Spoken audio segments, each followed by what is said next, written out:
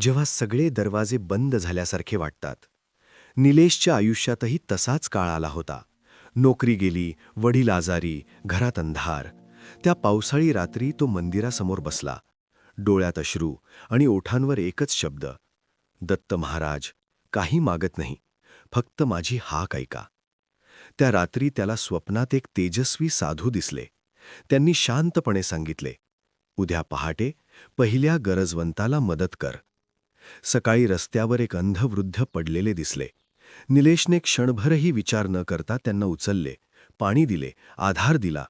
वृद्ध हसले आणि म्हणाले, बाळा, तुझी हाक पोचली आहे. क्षणात ते दिव्य प्रकाशात विलीन झाले. त्या दिवसापासून निलेशच्या आयुष्यात प्रकाश परतला. कारण देव दार उघडत नाही, तो माणसाच्या रूपात मार्ग दाखवतो. हाक खरी असेल तर दत्त कधीच उशीर करत नाही. श्री गुरुदेव दत्त.